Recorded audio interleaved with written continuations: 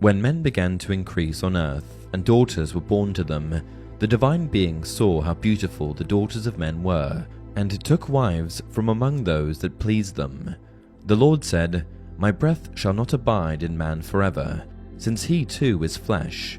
Let the days allowed him be 120 years.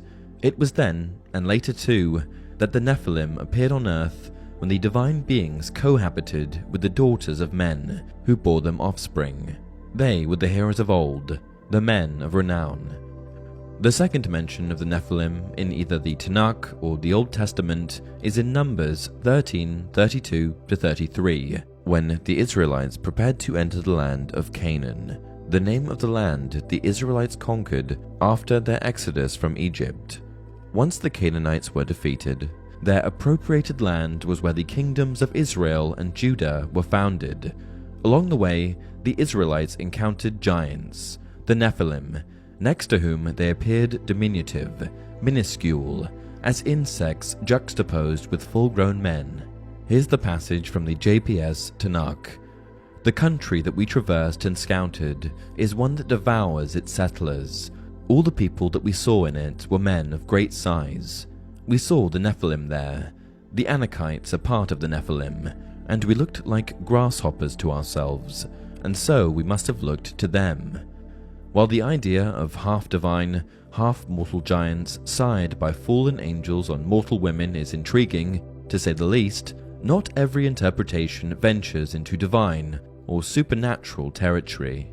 In other translations, such as that of the Old Testament in the English Standard Version of the Bible, divine beings is absent from the text, substituted for sons of God, a more equivocal appellation, one that could reasonably refer to either angels or men. The alternative version just alluded to holds that the Nephilim were simply men who strayed from the righteous path, falling prey to sin. A more fleshed out form of this version purports these sinful men to be the descendants of Seth, the third son of Adam and Eve. This explanation, called the Sethian view, was maintained by St. Augustine, who lived from the mid-4th to the early 5th century CE, as well as numerous Jewish theologians. Taking this further, the daughters of men, referenced in the Genesis passage, said to have copulated with the descendants of Seth, have been thought to be depraved women that came from Cain's, the world's first murderer's, bloodline. Several apocryphal works, meaning works of dubious authenticity, expand on the version in which angels sire the Nephilim, making the Nephilim half angel and half human. One such work, the Book of Enoch, perhaps the most influential pseudepigraphal work in existence, is thought to have been written sometime in either the 3rd or 4th century BCE. It is one of, if not the, oldest known work of Jewish origin not included in scripture, and though it doesn't feature in the Tanakh or the Old Testament, its importance is undeniable. In the first book of Enoch, entitled the Book of Watchers, there is a group of angels known as the Watchers. 200 of their number, led by Semjaza, became infatuated with the veritable cornucopia of mortal women, beautiful and fertile, roaming the land. They took mortal women as wives, thus defiling their own purity and collectively siring a brood of giants, the Nephilim. These angels unleashed sin into the world. They taught men how to craft weapons and wage war, and they taught women charms, enchantments, and techniques to beautify themselves, making them wanton and lascivious. Their progeny, the Nephilim, grew to a prodigious size, their appetites insatiable. They devoured everything people could produce, but even such plentiful nourishment couldn't satisfy them, so they started eating people, the birds in the sky, the animals that roam the land, and the fish that swam the sea. They even turned on each other, ingesting the flesh and imbibing the blood of their own kin. Chaos and mayhem consumed the world. The Nephilim roved and ravaged the land, and humanity degenerated, becoming wicked creatures bent on war, lust, and deceit. Eventually, cries of anguish carried forth, and the piercing sound of these laments rose so that all the world was enveloped in a din of misery that reached even the utopic realm of heaven. Michael, Uriel, Raphael, and Gabriel watched in horror, and they brought what they witnessed before the seat of the Lord, and by him all 4 of them were dispatched, sent forth to cleanse the land, scouring corruption and ushering in righteousness. Here's a passage from the book of Enoch that recounts how each angel was instructed by God. Uriel, go to Noah, and tell him in my name, hide thyself, and reveal to him the end that is approaching, that the whole earth will be destroyed, and a deluge is about to come upon the whole earth.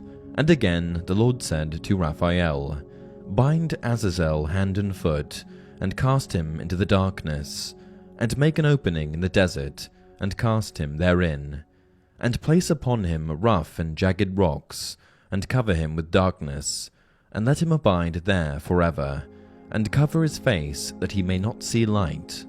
And to Gabriel said the Lord, proceed against the bastards and the reprobates, and against the children of fornication, and destroy the children of the watchers, the Nephilim, from amongst men. Send them one against the other, that they may destroy each other in battle, for length of days shall they not have. And the Lord said unto Michael, go, bind Semjaza and his associates who have united themselves with women, so as to have defiled themselves with them in all their uncleanliness. And when their sons have slain one another, and they have seen the destruction of their beloved ones, bind them fast for 70 generations in the valleys of the earth, till the day of their judgment, the abyss of fire. Judging from this, the Nephilim, despite their enormous size and them being a scourge upon the land, were beset by peril, from both the angels sent to eradicate them, seemingly either through force or manipulation, and from the impending flood set to imminently drown the earth and all the inhabitants who don't find salvation aboard Noah's Ark. Here's another passage from the book of Enoch, this one the decree of God delineating the fate of the watchers who copulated with mortal women, sired monsters, and brought sin into the world. Ye have wrought great destruction on the earth, and ye shall have no peace nor forgiveness of sin. And inasmuch as they, the watchers, delight themselves in their children, the murder of their beloved ones shall they see, and over the destruction of their children shall they lament, and shall make supplication unto eternity. But mercy and peace shall ye not attain. Upon hearing the fate that awaited them, the watchers are stricken by fear. A death warrant must have seemed a trivial slap on the wrist compared to being on the receiving end of God's proclamation. They beg for forgiveness, but then the implacability of God's words sets in. No supplication for them or their children will affect God's resolve, and they're to be shackled to the earth and banned from heaven for all eternity.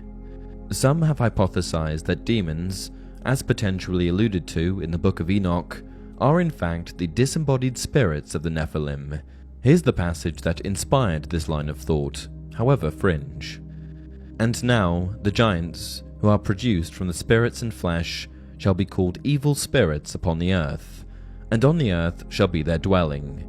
Evil spirits have proceeded from their bodies, because they are born from men, and from the holy watchers is their beginning and primal origin. They shall be evil spirits on earth, and evil spirits shall they be called. And the spirits of the giants afflict, oppress, destroy, attack, do battle, and work destruction on the earth, and cause trouble. Another apocryphal work that discusses the Nephilim is the Book of Jubilees, which is thought to have been written around the year 100 BCE. Purportedly, an angel acts as a medium through which a revelation is imparted on Moses by God. The history communicated through this work, which spans from the beginning of creation to the life of Moses, is structured by jubilee periods of 49 years. What is told of the Nephilim in the Book of Jubilees is much the same as the Book of Enoch, as can be surmised by this passage that details the wickedness of the Nephilim and their ultimate destruction by the great flood that washes over the land. For owing to these three things came the flood upon the earth, namely, owing to the fornication wherein the watchers against the law of their ordinances lusted after the daughters of men, and took themselves wives of all which they chose, and they made the beginning of uncleanness, and they begat sons the Nephilim, and they were all unlike, and they devoured one another, and the Lord destroyed everything from off the face of the earth.